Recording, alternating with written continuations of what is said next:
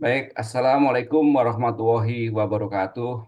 Selamat Waalaikumsalam. malam, salam sejahtera untuk kita semua, salam sehat. Terima kasih para pemirsa TV Kader Bangsa yang saya hormati. Seperti biasa, malam-malam saya selalu cari informasi, cari ide apa yang harus kita diskusikan pada malam-malam begini. Dan dengan masuknya informasi ya dalam 2 minggu terakhir ini, bahkan ya 1 bulan terakhir ini, saya merasa uh, perlulah menyampaikan pandangan-pandangan ya tentang terkait dengan uh, pendidikan karakter di era yang luar biasa saat ini.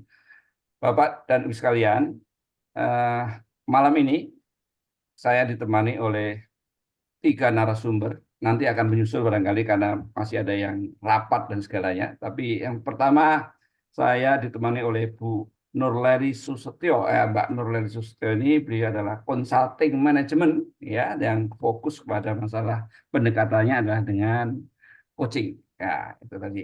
Ya.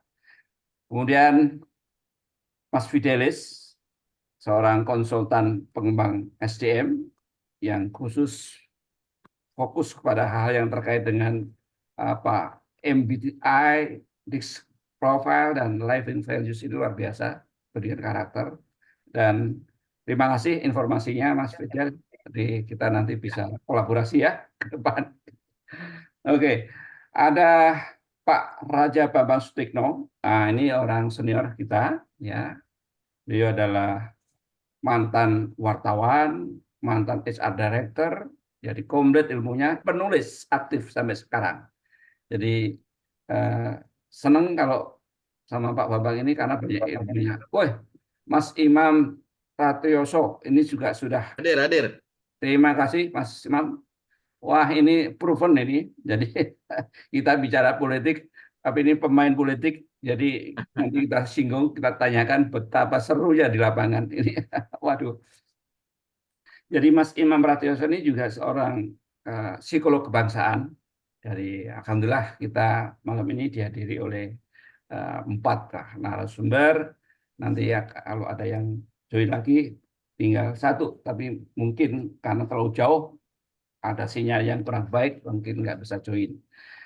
Mas Imam, terima kasih ya. Waduh, harapannya udah oke ya. Ya, Siapa? teman-teman para penulis ya, saya merasa ingin mengajak Anda semua untuk diskusi atau paling enggak menyampaikan pandangannya. Akhir-akhir ini kita tahu semua hal yang membuat kita geli, hal yang membuat kita resah, bahkan semua orang merasakan mengumpat secara emosional gitu ya. Dengan tontonan yang kemarin mengapa Pak Presiden sampai mengatakan Presiden boleh melakukan kampanye, Menteri boleh melakukan kampanye. Memang secara hukum boleh kan gitu ya. Nah, ini mungkin saya sedikit ini latar belakangnya seperti itu, terus kita akan mengkritisi karena saya kira pemilu 24 ini menarik untuk kita ambil menjadi satu pencerahan secara politik secara benar. Dan kaitannya tentunya dengan pendidikan karakter nantinya. Nah, untuk itu saya akan mulai dulu dengan bagaimana tanggapan ya sobat ini tentang bagaimana presiden dan menteri yang masih aktif ini boleh berkampanye. Wah, menurut pandangan Anda seperti apa? Ya, saya kira dijawab singkat saja, terutama dari Bu Nurleni dulu, Mbak Nurleni. Silakan, monggo. Nanti ke yang berikut. Monggo, Mbak Nurleni. Ya, oke. Masih di mute, Lagi mute. Bu Nur. Ibu lagi mute. Oke, maaf. Ya, Ya, gimana pandangan Ya, terima Mbak kasih Nurleni? banyak Bukan.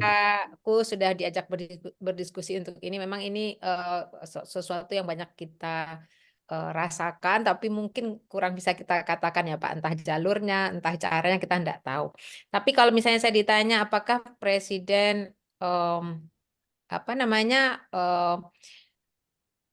ikut berkampanye, gimana tanggapan saya? Kalau saya ngelihatnya ikut berkampanye itu hanya salah satu dari simptom ya Pak ya, simptom dari sebenarnya pertanyaannya kalau menurut saya yang lebih tepat adalah apakah boleh seorang presiden atau dalam hal ini pejabat negara melanggar etika?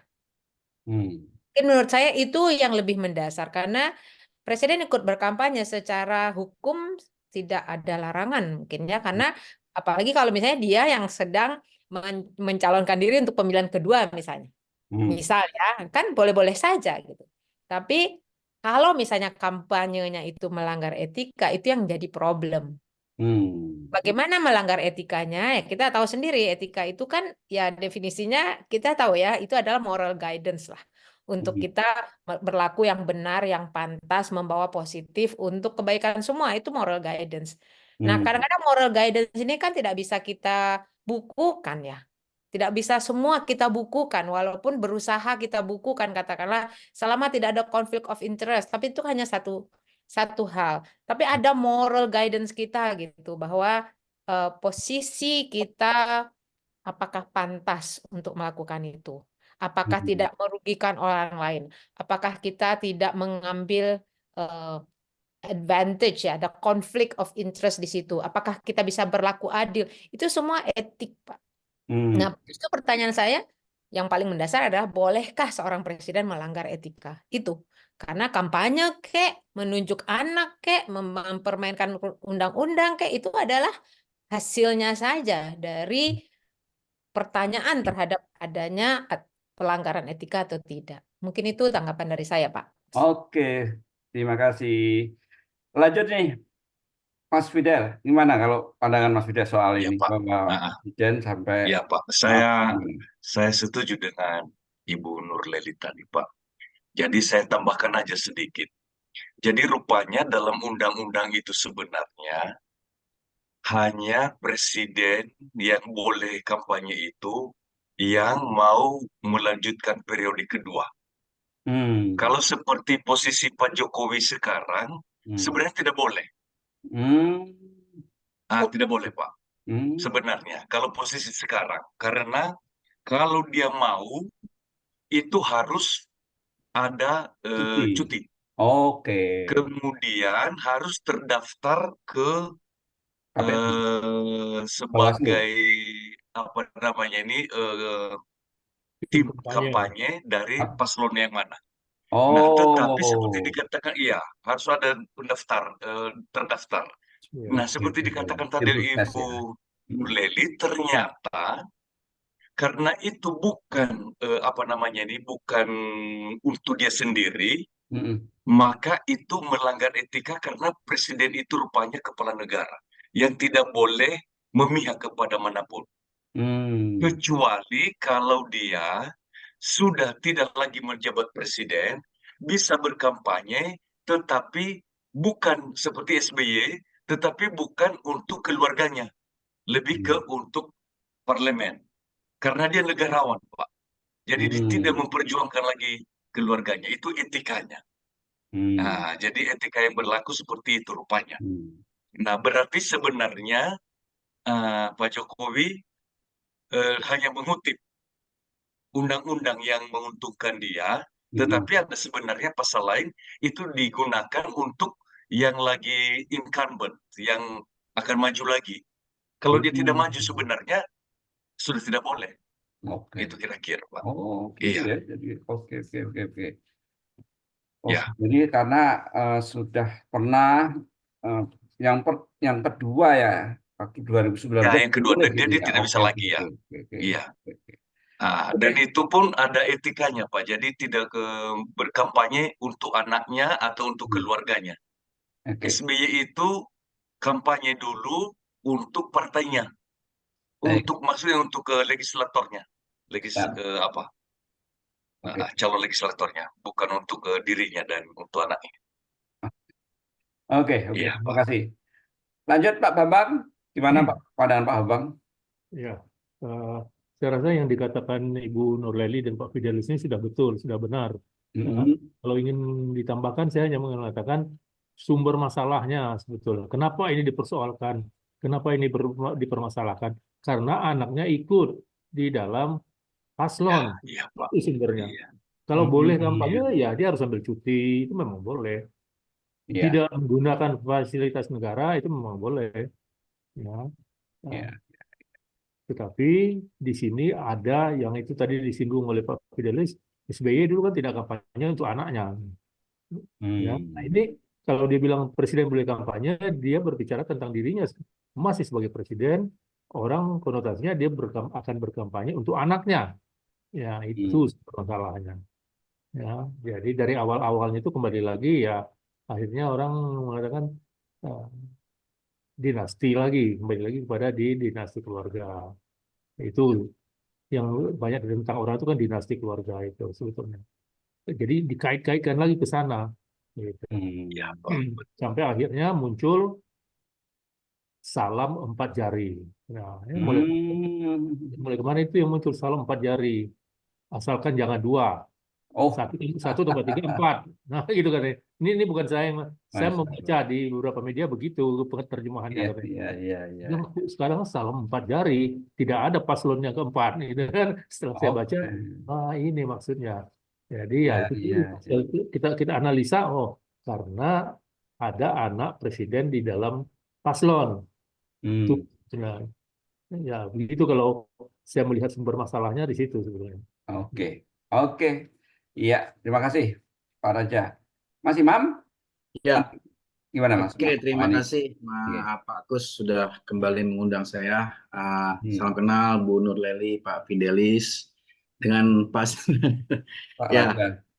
saya memperkuat semuanya. Saya kira kita sudah senada ya bahwa langsung saja ya Presiden telah melanggar etika, bahkan seperti yang Pak Fidelis katakan melanggar undang-undang itu sendiri ya gitu ya. Saya cuman melihat dari perspektif karena saya hari ini Pak Kus, Ya, teman-teman saya menjadi pelaku politik hari ini. ya. Saya sebagai caleg DPR RI dari Nasdem, saya menyampaikan bagaimana keresahan di lapangan ya. Hmm. Teman-teman di lapangan itu merasakan periode pemilu ini mencekam, Pak. Oh ya. Mencekam ya. Banyak yang menyampaikan ke saya, mencekam.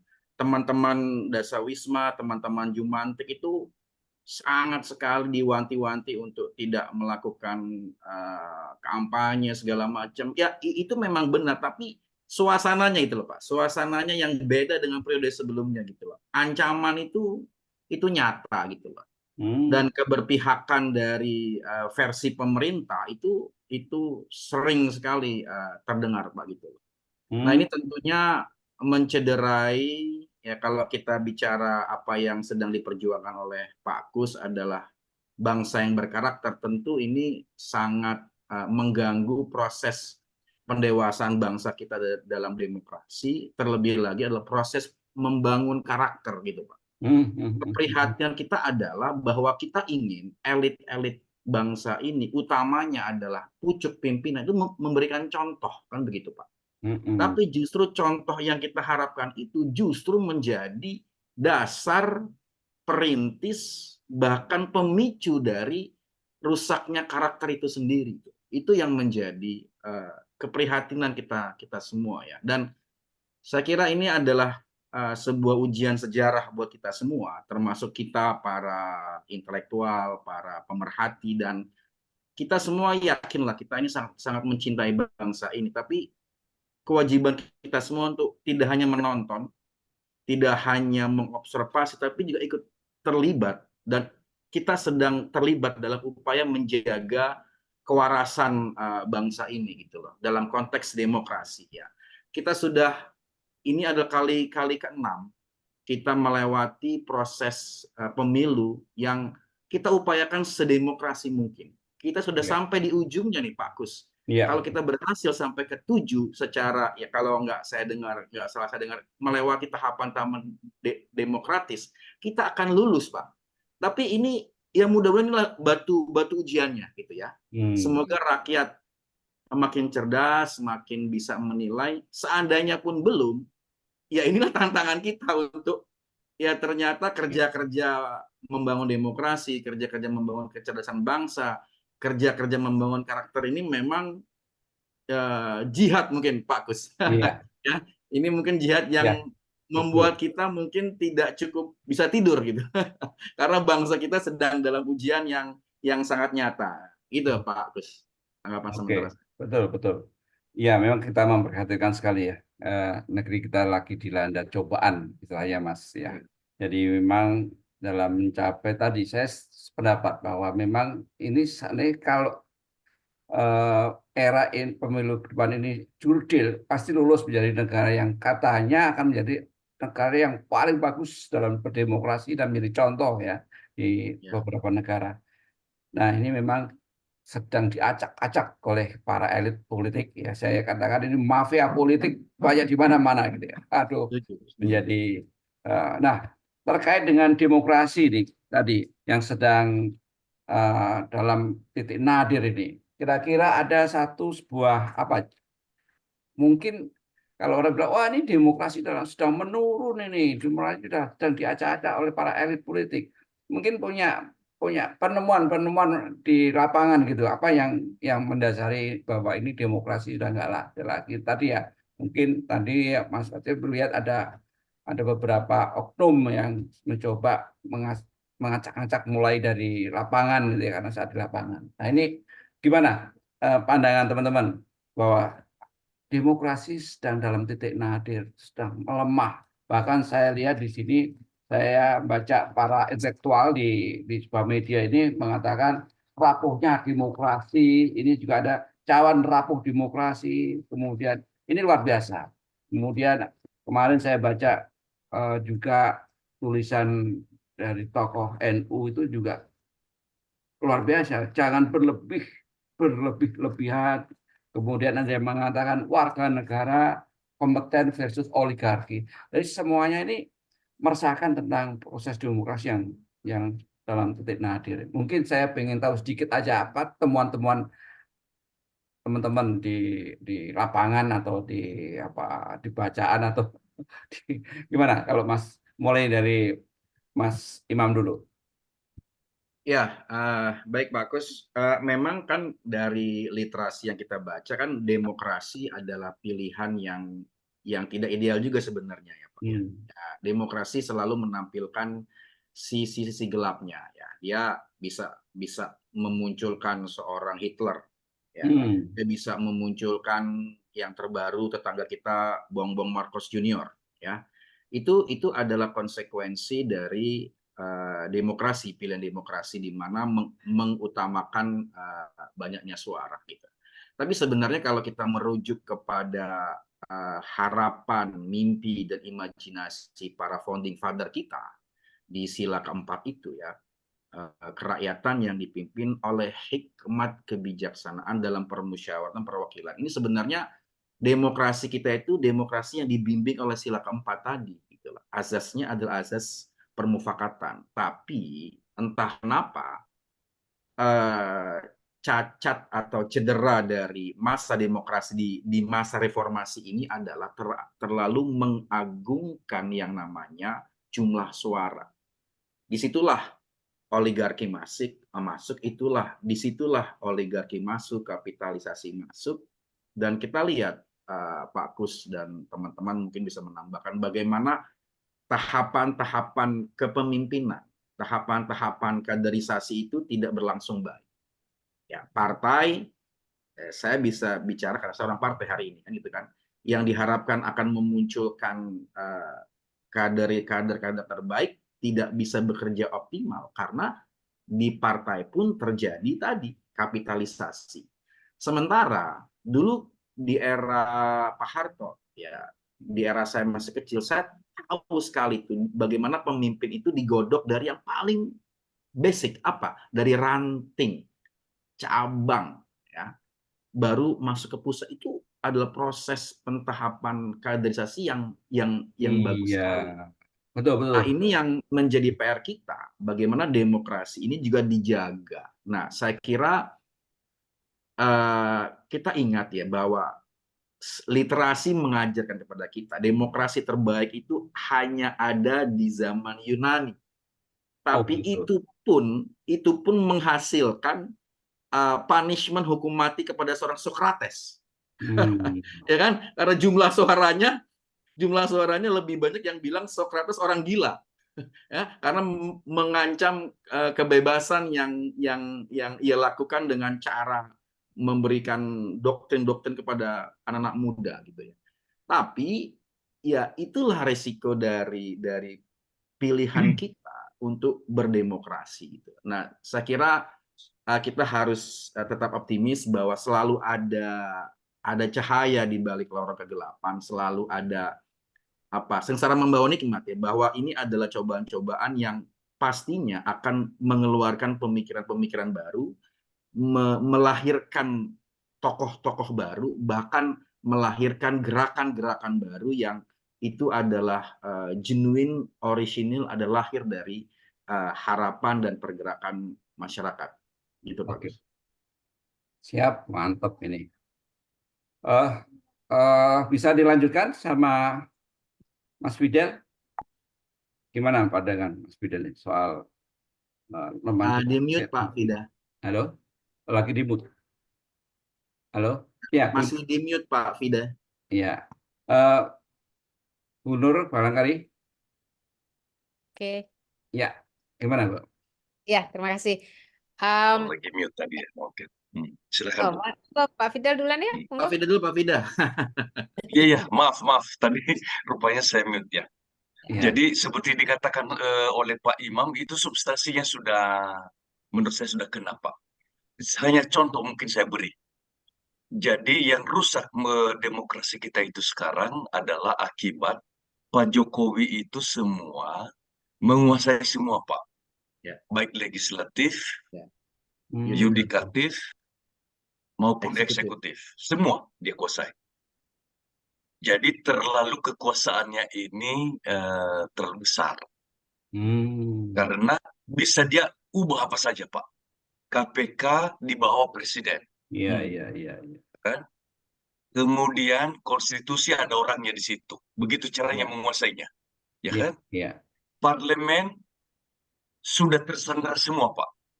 Itu juga dia kuasai. Dia katakan jangan macam-macam. Saya tahu semua. Ini orang-orang partai ini, ya kan? Jadi boleh kita katakan sebenarnya dia itu ditakuti oleh semua. Karena semua kartu-kartu orang-orang ini sudah dipegang sama Pak Jokowi. Kena jebakan. Jadi demokrasi kita itu di sini kehancurannya. Jadi dia sudah berpikir apa saja bisa dia lakukan. Karena semua bisa diatur. Asalkan sesuai dengan undang-undang, berarti jalan. Atau nanti rakyat yang Jadi menurut saya nanti jalan keluarnya, rakyat kita harus dibangun kesadaran bahwa kita katakan di tanggal 14 kita tidak memilih nomor 2 atau nomor 1 atau nomor 3 itu yang kita pilih. Maka sekarang saya sudah memasang di status WA saya itu tanda pagar tolak dinasti politik. Ini setiap saya kirim SMS selalu saya sertai tegar itu. Itu ada dipersoalkan di grup. Tetapi ini saya dapat dari bincang-bincang politik seperti ini. Jadi semua keluarga saya kirimi tolak partai dinasti politik. Jadi ini gerakan kita karena kalau tidak ini hanya bisa rakyat, Pak. Ya. Ini baru saya dapat video tadi pagi itu bagaimana di Jogja masalah ditangkap yang membawa Ganjar. Jadi aparat itu sudah jelas berpihak ke Pak Jokowi. Kan dia langsung mengatakan boleh memihak dan itu di depan tentara, di depan TNI latar belakangnya. Jadi sebenarnya dia mengendorse bisa memihak. Jadi artinya Titi Nadir itu memang betul, Pak. Jadi menurut saya harus kita bertindak untuk mencegah. Nah, jadi saya atau 1 atau 3 itu masih oke. Tapi 2 dinasti politik tolak. Itu kalau menurut saya, Pak. Lagi mute, Pak. Lagi mute. Oke, tegas ya Pak ya. Tegas bahwa Ya, Pak. Memang harus begitu. Jadi kami sendiri juga merasakan bahwa ini perlu upaya gitu. Apa yang harus kita sumbangkan ya, meskipun ya tadi ke keluarga gitu ya, ke teman dekat ya apapun kita harus bersuara di situ ya. Nah, yang menarik tadi apa yang sampaikan Mas Fidel bahwa ini sudah kayak keterlaluan gitu ya. Artinya sebuah apa namanya keinginan penguasaan yang luar biasa, ketamakan itu yang sudah muncul gitu ya. Pokoknya harus jadi ini. Ini kelihatan sekali nih. Pokoknya upayanya pokoknya harus. Apa yang membuat Pak Presiden ini ingin betul-betul yang di endorse ini ya itu jadi gitu kayaknya ada sesuatu. Memang anaknya ya nggak mungkin lah kalau nggak milih anaknya itu kan nggak mungkin lah. Juga itu jagonya lah menurut saya kan upaya-upaya itu. Nah, ini sebelum masuk ke Bu Leli nih, saya teruskan dulu nih ke Mas Fidel sini. Kok orang punya karakter yang seperti itu? Kenapa ya Mas Fidel sebagai seorang apa ya psikolog ya nanti Mas Si, Fadil si, iya, punya Pak. apa ya punya keinginan Situasi, Pak. itu gitu. Situasi yang membuat Jokowi itu mempunyai kekuasaan segala-galanya. Karena bisa diatur semua, Pak. Dan dia gunakan yang tadi itu, misalnya parlemen, semua bisa diaturnya. Nggak, maksud saya gini, apakah itu karakter Pak Jokowi atau dapatnya itu di dalam proses ini? Karena kan, oh ini menantu saya jadikan wali kota, anak jadi ini. Tidak tadi kembali kepada rasa sungkan itu tidak ada gitu ya. Ya kalau bilang wah nggak, kalau kita kan nggak enak nih saya kalau saya harus beli itu gitu kan. Apa kata orang? Nah, ini kayaknya nggak ada lagi gitu ya. Pokoknya harus menguasai sesuatu dari A sampai Z dan rakyat dianggap rakyat itu tidak ada. Gitu ya. Menurut saya loh ya. Dia oh rakyat ini Karena dibelilah yang karakter penting rakyat Jokowi, ini Pak. masih bodoh-bodoh Iya. kasih aja uang. Jadi pikiran itu dia sangat apa egonya keinginan kekuasaan itu luar biasa. Nah ini apa yang Pak. apa manusia seperti ini Begini, Pak. gimana bisa itu? Semua kita ini mempunyai ego, Pak. Dan ego kita itu kan dididik dari kecil melalui pengalaman dan seterusnya. Pak Jokowi itu tidak mengalami bagaimana beratnya perjuangan 98. Kan belum masuk dia ke dalam politik. Dia belum mengalami, Pak. Tahu-tahu yang dialaminya itu semua sekarang menang. Semua dia di atas terus, Pak. Oke, itu ya yang bikin. Jadi dia sekarang ternyata juga bisa mengatur semua. Ini yang membuat juga sebenarnya Hitler mempunyai kekuasaan juga. Karena didukung semua oleh dari bawah. Oh iya ya Bapak, bagus ini. Bahkan juga statistik, bukan survei mengatakan kepuasan 80%. Rakyat sudah mengapa, ya kan? Jadi akhirnya kelihatannya egonya itu sudah membesar, Pak. Mengalahkan dirinya sendiri. Ya. Jadi kalau semua kita itu sebenarnya ada juga keserakahan, ada juga naluri kebinatangan, itu sudah berkembang, Pak. Iya. Ini akibat dari tidak mengalami bagaimana darah-darah dulu itu reformasi itu. Kan tiba-tiba saja dia sesudah reformasi dia muncul itu di politik, Pak. Iya. Oke. Makanya orang-orang yang merasa bagaimana beratnya mempertahankan apa ini, itu mereka berjuang, Pak. Nah, itu sekarang yang bersuara sekarang. Loh, kok lain? Itu kalau menurut mungkin salah satu sudut pandang, Pak ya. Baik. Oke, Mas Ras. Halo? Ya. Mas Imam. Ini kan psikolog lah ya. Ya, Pak Gus, sebenarnya kan orang kok punya ego, pengen menguasai. Ya, kalau dilihat dari manusia ini kan binatang juga kan, Pak. Kan manusia ini kan serigala bagi sesama manusia kan begitu, Pak. Iya. Karena memahami insting manusia yang bisa menjadi serigala, maka sebenarnya demokrasi itu telah menyediakan ruang antisipasinya, Pak.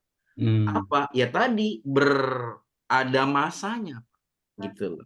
Harus dibatasi. Itulah karena mencegah kerentanan untuk menjadi diktator dan seterusnya. Nah, kita Oke. punya contoh yang banyak, Pak. Ada contoh bagus soal presiden itu adalah Nelson Mandela, Pak. Hmm. Nelson Mandela ketika itu justru rakyatnya yang ingin dia terus-menerus karena dia terbukti baiknya. Sama Hmm. seperti halnya Bung Karno waktu itu. Iya, iya, iya, Kan iya. yang menginginkan presiden seumur hidup kan TNI waktu itu kan.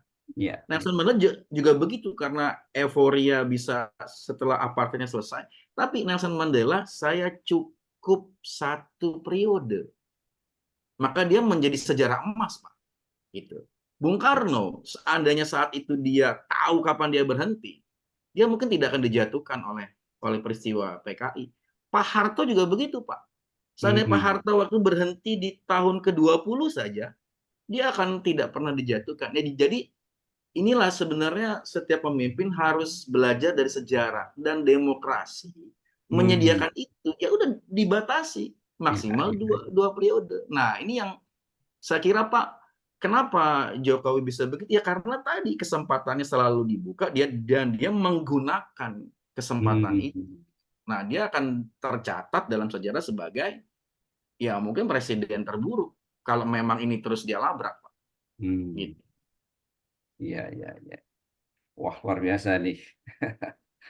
Aduh, maka saya harus semangat, kita harus semangat tetap, jangan Ya. hopeless, jangan angkat tangan. Adalah yang saya khawatirkan itu begini, bahwa kita udah gitu aja kok, udah kita Nah bahaya itu. ini yang nggak Apatis. boleh, Ya. ya ini yang nggak boleh. Oke, dinamika menghadapi pemilu begitu kuat, banyak aktivis yang rela berkorban demi uang, luar biasa ini. Jadi tadinya aktivis itu betul-betul apa ya, membela demokrasi, seakan-akan tidak ada yang bisa menjadi seorang demokrat selain dia. Seorang ustadz pun demikian, rela berkorban untuk paslonnya. Sampai, wah pokoknya saya nggak ngerti di latar belakang apa sampai demikian mau melakukan perubahan karakter ya. Ini senior saya nih yang harus memberikan tanggapan dulu nih, Pak Raja. Gimana Pak Raja? Kok sampai banyak ustadz yang terang-terangan bila pas apa sih, kan ustadz ya jalannya harus yang lurus-lurus, yang baik-baik gitu. Tapi ini sekarang nekat ya, paslon ini ambil paslon ini terjadi baru sekarang ini loh. Dulu-dulu nggak pernah ada ya sampai seperti ini ya. Sekarang ini ada sampai dikeluarin dari anggota PBNU. Wah itu ada juga kan, karena terang-terangan menjadi apa, tim sukses gitu. Ini apa ini? Gejala apa ini Pak Raja ini? Ya, saya melihat dari satu sisi yang mungkin jarang dikomentari orang. Kenapa sebagian ulama sekarang sepertinya begitu berani, begitu aktif ya? Hmm. Karena salah satu, ya nanti ada mungkin alasan lain. Pertama saya mengatakan banyak teman-temannya yang sesama ulama itu sudah tewas. Hmm. Hmm. Ya, coba aja kalau kita teliti.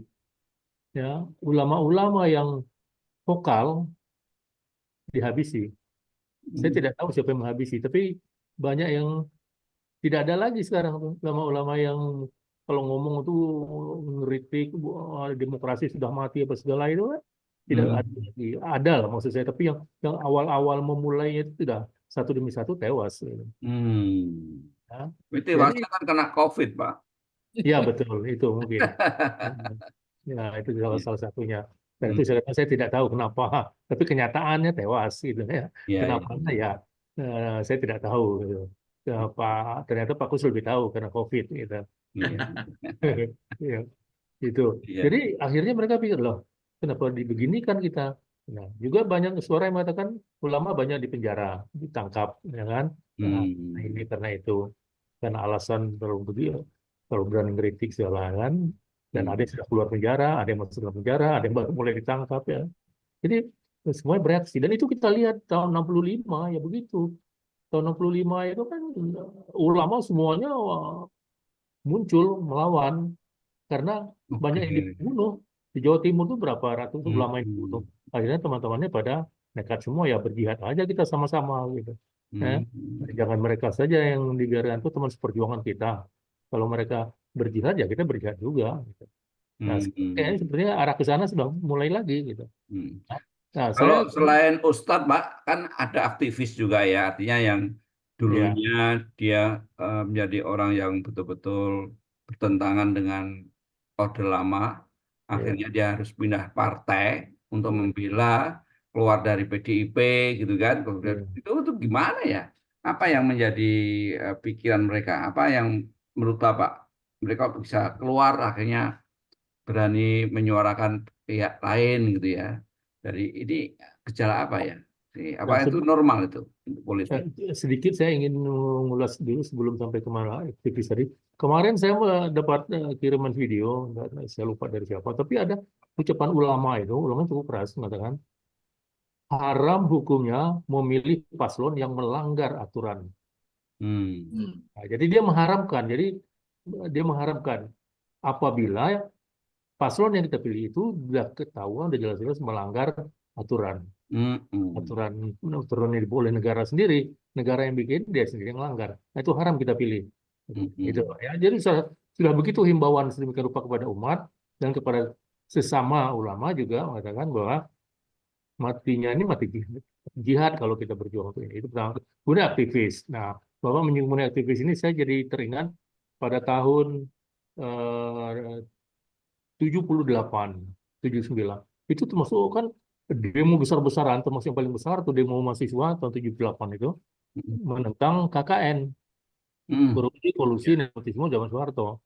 Dan saya termasuk bukan tokoh ya, tapi saya termasuk pemuka mahasiswa yang ditangkap waktu itu. Karena saya pimpin Hmm. demo, ya. Saya ingat betul Kopkamtibda, komandan Kopkamtibda di daerah, saya kuliah di Malang ya. Yang nangkap dia itu namanya sama sama saya, Kolonel Sutikno. Jadi saya ingat terus itu, Sutikno ya. Gitu. Ya, arti saya dibawa ke kantornya apa semua ya. Nah, teman-teman saya udah pada ditahan juga gitu kan, tahun 78 itu. Karena apa? Karena kita mau KKN. Nah, sekarang KKN-nya udah lebih dari itu. Kok masih diam? Kan nggak mungkin. Hmm. Jadi saya bisa maklum yang tahun 68, itu tahun 78, tahun 98 itu sekarang pada bergerak lagi semuanya. Karena tahun itu kita lawan tuh KKN. Nah, sekarang KKN-nya udah lebih parah. Iya, Kan? Hmm. Nah, lebih parah. Betul. contohnya ya seperti kata teman kita tadi, lawan politik dinasti, jangan diberi kesempatan politik dinasti keluarga. Nah, Hmm. Gini loh Pak, maksud saya zaman yang saya maksud begini. zaman tahun 90-an itu aja Soeharto Hmm. tidak pernah kampanye sama sekali. Dia Iya, jelas-jelas memihak Golkar, pakai jaket Golkar pun tak pernah. Iya, Apalagi iya. sebenarnya, ya. Nah, Oke. sekarang kan udah tahu kita bagaimana. Bahkan terus terang anaknya cawe-cawe apa semua itu Hmm. kenapa tidak gitu ya. Jadi tidak heran lah kalau aktivis itu sekarang mulai bangkit, mulai bersuara. Bahkan dari Hmm. UI yang sekarang jadi dosen, ya tahun 78 itu, tahun 65 itu masih mahasiswa, sekarang udah jadi dosen, balik lagi, aktif lagi seperti anak muda gitu. Saya kadang-kadang berkata juga pada diri saya, kalau fisik saya masih kuat, ya seperti anak muda, saya juga akan ikut. Gitu. Nah, bicara demokrasi yang sudah mati, contohnya berapa banyak demonstran yang mati. Hmm. Zaman itu satu orang, dua orang aja mati sudah bisa menjatuhkan rezim. Rezim sekarang Hmm. diam-diam, tenang-tenang aja bertahan kuat, padahal demokrasi sudah seperti itu. Sudah begitu banyak yang tewas, banyak di penjara, demo banyak yang mati. Ya, Iya, iya, iya. Oke, jadi oke. tidak heran lah gitu kalau memang sekarang bergerak Iya. semua. Justru heran kalau masih banyak yang diam saja gitu. Oh iya, Gitu. iya, iya, iya, iya. Oke, eh ini menyinggung masalah karakter nih, ya. Kalau kan dengan karakter, kan kita harapannya kan pembangunan karakter bangsa ini berjalan dengan mulus dan baik lah, gitu ya. Tapi akhir-akhirnya kita terasa terjadi apa ya? Perusakan lah ya pendidikan karakter di Indonesia karena tadi contoh-contoh tidak muncul dengan baik kan gitu ya. Kemudian yang terjadi di panggung politik ini kan saling mengejek, saling wah luar biasa lah ya menurut saya. Ini pendidikan politik yang kurang kurang menarik menurut saya. Dia akhirnya anak muda itu akan melihat sesuatu situasi elit politik atau bapak-bapaknya atau orang-orang yang muncul. Nah ini Bu Leli, gimana mensikapi seperti ini Bu Leli? Apa yang ditangkap oleh anak-anak dengan kondisi seperti ini? Monggo Bu Hmm, Leli. ya. Ya memang sangat memprihatinkan ya Pak ya kondisi kita ini mungkin bukan hanya di politik tapi di sosial, Hmm, budaya juga itu pasti terimbas. Kita tahu bahwa pembangunan karakter kan tidak linear ya, artinya tidak hanya dari dari satu sisi atau dari satu arah gitu. Karena pembangunan hmm, karakter itu adalah pembangunan karakter yang berketerusan dari mulai kecil dari rumah, tapi yang nggak kalah pentingnya adalah dari lingkungan. Kita lihat aja deh ketika kita terbentuk karakter, hmm. mungkin begitu kita lulus sekolah, mungkin kita udah ada basic karakternya. Tapi apakah itu akan berkembang atau tidak karakter itu ya tergantung di lingkungan kita seperti apa. Jadi kalau kita lihat apa yang dipertontonkan di dalam masyarakat sekarang, tentu saja itu menjadi eh, referensi pembangunan karakter dari anak bangsa kita, gitu ya. Hmm, Jadi kalau yang saya lihat itu adalah yang paling saya rasakan ya Pak ya. Karakter ketidakpedulian itu yang paling kuat.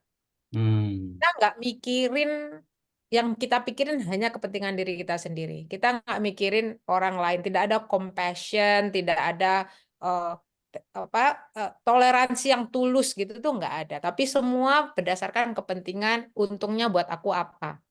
Nah, pragmatis ya. itu yang itu yang terlihat Pak. Itu yang terlihat terdemonstrasikan oleh oleh tokoh-tokoh publik yang tentu bisa ditonton oleh publik. Kalau yang di ruang-ruang pribadi kita nggak tahu itu Hmm, lain soal ya.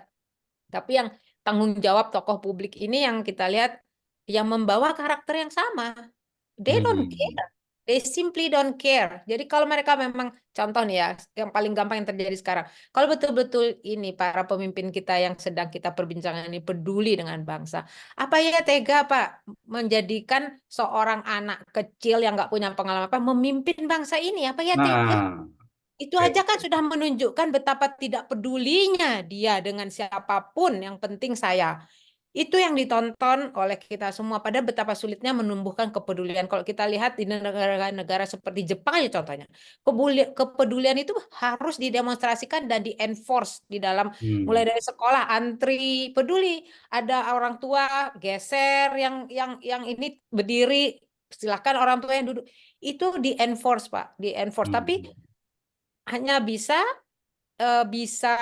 apa namanya terbawa atau dipercaya menjadi sesuatu yang believable bila orang-orang yang mereka jadikan panutan yang mereka ingin menjadi seperti orang itu mendemonstrasikannya. Contohnya siapa sih yang nggak pengen jadi presiden? Anak-anak kita mungkin pengen jadi presiden hmm. kan itu pada tahu wah Ya. presiden. Tapi presiden menunjukkan seperti itu. Tapi para pemimpin menunjukkan seperti itu. Tapi para para siapapun lah yang mereka ingin menjadi seperti itu menunjukkan ketidakpedulian. Maka mereka berpikir bahwa aku hanya bisa seperti mereka bila aku tidak peduli.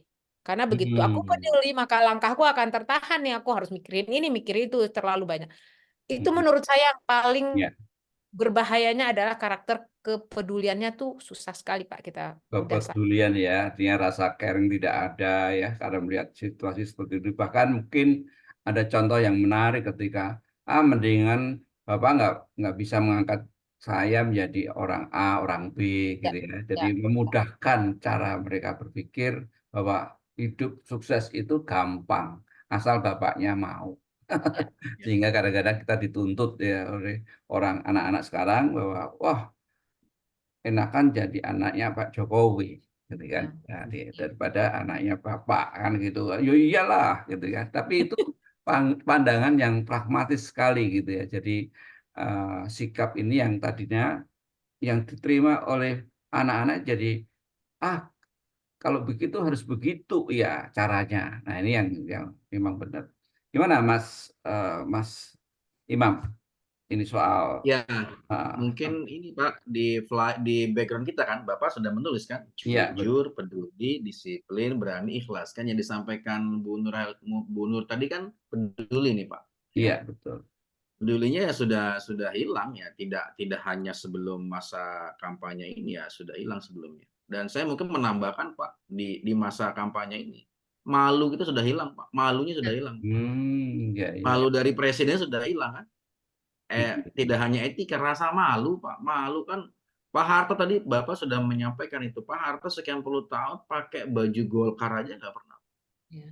Lah ini sekarang coba Bapak lihat di TV sekarang. Iklan PSI, iklan PAN, iklan yang di 02 itu ada Jokowinya semua, Pak. Masya Allah.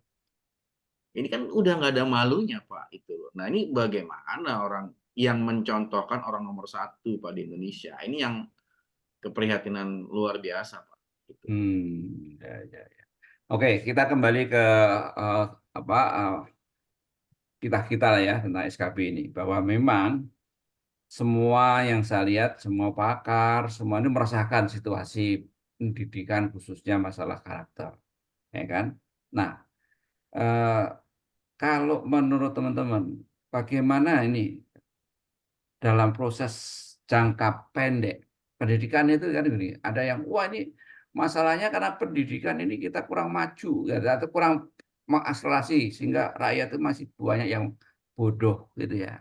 Nah, rakyat yang bodoh itu seakan ada pembiaran gitu ya, karena kemenangan elit-elit ya tadi rakyat bodoh akhirnya bisa dibeli dengan uang 200.000, 100.000, bahkan sekarang ini masalah bansos juga sudah mulai dibicarakan banyak pihak ya, artinya ini luar biasa memang etika dan nekat menurut saya, nekatnya bukan main ini ya tadi. Nah, kalau dari segi pendidikan ini, bagaimana pandangan teman-teman tentang pendidikan menjadi sasaran jangka pendek atau jangka panjang? Bagaimana masalah pendidikan? Sehingga katanya itu kaitannya dengan APBN menurut saya. Jadi kalau memang pendidikan itu menjadi poin penting, bagaimana sebaiknya negara ini dijalankan? Kan begitu ya. Ini gimana ini, Pak Bambang? Oke. Kalau untuk jangka panjang, pendidikan itu penting. Dan itu harusnya pendidikan berkelanjutan, kan? Tapi untuk jangka pendek, sekarang ini tidak cukup waktu untuk merubah atau memperbaiki karakter bangsa. Bagaimana caranya? Memberi contoh. Pemimpin harus memberi contoh sesegera mungkin saat ini juga. Nah, itu akan segera dicontoh, itu jangka pendek. Pendidikan jangka pendek melalui contoh. Apalagi kita tahu lebih dari 50% angkatan kerja di Indonesia hari ini tidak tamat SMP. Kebetulan saya kan dari dulu kan orang HRD. Karyawan kami, saya bekerja di suatu pabrik, karyawan kami sekitar 5.000 orang. Dari 5.000 itu, 65% itu tamatan SD. Gitu. Nah, karena itu kalau bicara pendidikan, butuh waktu lama, itu jangka panjang. Untuk merubah karakter mereka ini, segera mungkin haruslah karakter dari para pemimpin memberi contoh. Karena rakyat kita ini, ya gambaran pabrik yang saya ceritakan tadi itu, oke, itulah gambaran Indonesia. Dan Departemen Tenaga Kerja juga mengumumkan bahwa sekitar 65% masyarakat kita itu nggak tamat SD, itu angkatan kerja kita itu. Nah, itu juga yang nanti akan masuk ke arena pemilihan umum. Iya. Nah, jadi kalau Bapak bicara pembagian sembako, pembagian bansos, mereka terpengaruh, memang butuh. Gitu. Nah, sekarang itulah tadi aktivis, para ulama gembar-gembor mengatakan haram memilih yang melanggar aturan. Agar kita ingat, itu bagian dari pembentukan karakter sebetulnya. Bahwa karakter Anda itu jangan memilih barang haram gitu. Ya, jangan memilih barang haram. Nah, sementara para pemimpin, taruhlah para pemimpin itu contohnya legislatif, ya, ASN juga legislatif, ketua-ketua partai, banyak yang tersandera, karakternya tidak bisa berkembang, karakternya itu karakter ketakutan. Bahkan pengamat sosial yang sangat sangat keras mengatakan sudah seperti kerbau, katanya ditusuk hidungnya diarahkan kemana aja ngikut. Ya mungkin terlalu keras ya istilah itu, tapi kenyataannya memberi contoh yang tidak baik, ya yang salah udah terang-terang melanggar undang-undang dibelain juga. Nah, karakter kayak begini yang mau dikasih contoh. Nah, jangka pendek itu sangat merusak itu, Pak. Oke, jadi begini, kalau pandangan saya tentang pendidikan ini begini Pak ya, artinya kan orang menyatakan begini, ini karena rakyat Indonesia itu masih bodoh-bodoh, masih dianggap bodoh lah kalau ya, Sehingga money politik merajalela karena para elit politik menikmati situasi seperti ini, ya kan? Nah, untuk membuat negara ini semakin demokratisnya semakin bagus, kalau pendidikannya kita naikkan. Artinya itu sudah firm, artinya bahwa semua oke, pendidikan penting. Nah, ketika pendidikan penting ini menjadi dasar, kenapa pembangunan negara itu justru tidak seluruhnya di bidang SDM? Kan gitu. Kalau oke, mestinya 1.000 triliun atau 2.000 triliun tuh sana udahlah, nggak perlu lagi yang sifatnya lebih ke arah apa infrastruktur gitu ya. Karena kesadaran bahwa kita itu masalahnya masyarakat, mas tadi Pak Bapak bilang 50% masih SMP. Gimana supaya cuma 20% SMP? Kan begitu. Nah, akhirnya kan budget pendidikan harus kita tingkatkan semuanya. Nah, ini yang saya ingin minta masukan atau minta pandangan dari ya, teman-teman. Gimana caranya supaya pendidikan itu terakselerasi sehingga tidak sampai 50 tahun aja 40 tahun, tapi mempercepat dalam proses 10 tahun pendidikan tinggi sehingga demokrasi ini akan menjadi lebih apa ya, lebih sehat gitu ya. Nah, itu. Gimana Bu Norali untuk ini? Memang seperti Pak Raja bilang tadi ya, pendidikan itu jangka panjang ya Pak. Namanya juga pendidikan itu mulai dari kita lahir sampai tua itu kita pendidikan berjalan terus. Cuman mungkin kalau untuk menghadapi situasi bangsa kita, saya merasa ya pendidikan pengembangan intelektual itu mungkin bukan jawaban yang paling pas saat ini. Karena kita juga lihat kan betapa banyaknya profesor, doktor, para intelektual itu ternyata juga tidak bisa menunjukkan karakter yang yang positif lah gitulah, yang bisa memperbaiki keadaan bangsa gitu. Memang bagaimanapun kelemahan demokrasi kan itu ya Pak, bahwa suara seorang profesor dan seorang tamat Ya, SD itu dinilainya sama. sama. Sehingga seperti Pak Imam bilang tadi, di situ masuklah kapitalis karena memanfaatkan bagaimana supaya dapat nih suara orang-orang ini. Tapi kita udah berada di mengadop demokrasi ya, kita harus hidup dengan itu. Caranya ya kita bagaimana caranya supaya bisa mengeliminir ekses-ekses negatif seperti itu.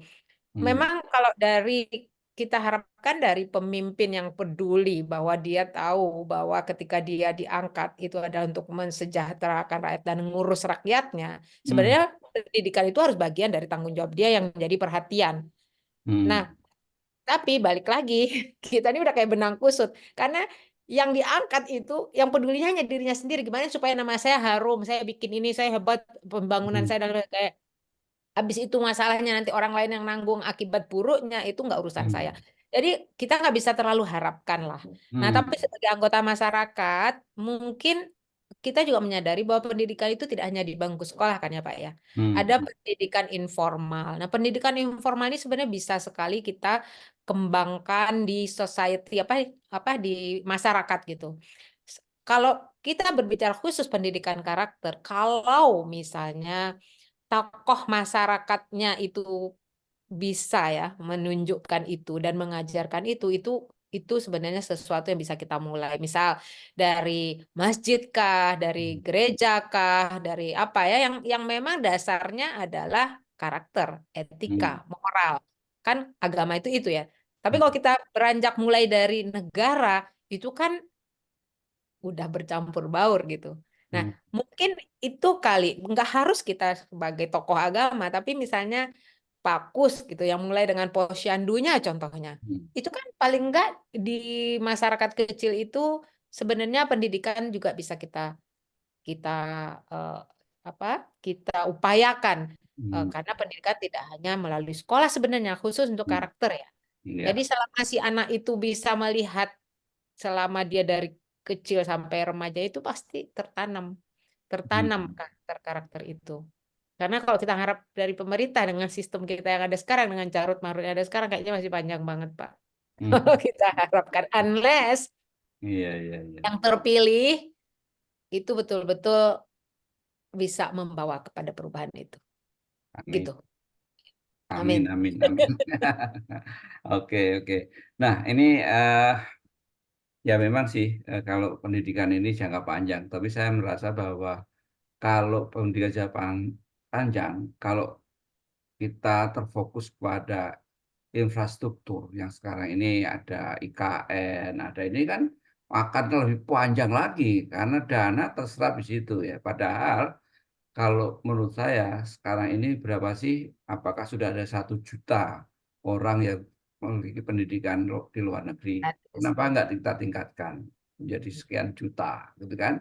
Sekolah gratis, semuanya itu semuanya. Sehingga faktor pendidikan, karena masyarakat kalau sudah terdidik, jadi ya kayaknya demokrasinya lebih apa ya, lebih sehat gitu ya. Ini pandangan saya sih ya. Jadi eh, harus punya prioritas gitu ya. Nah, prioritas kita itu mau memintalkan bangsa atau membuat bangga sebeberapa elit politik saja kan gitu kan.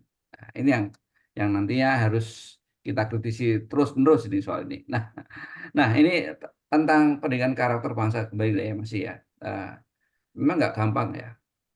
Saya tuh persis. Nah, ini saya juga sedang menjalankan proses itu. Memang ini ada sebuah bukan kekeliruan, tapi mungkin perlu ada kalkulasi politik kembali tentang perlunya yang namanya Departemen Kebudayaan, gitu ya. Hmm. Saya kok cenderung itu harus diinstal lagi ya, karena ketika bicara kebudayaan inilah orang-orang akan terbiasa bahwa nilai-nilai itu menjadi value terhadap masing-masing orang, anak tertata dengan baik gitu ya. Jadi budaya dalam konteks budaya yang menyangkut karakter, budaya yang menyangkut pariwisata atau seni-seni gitu ya. Oke.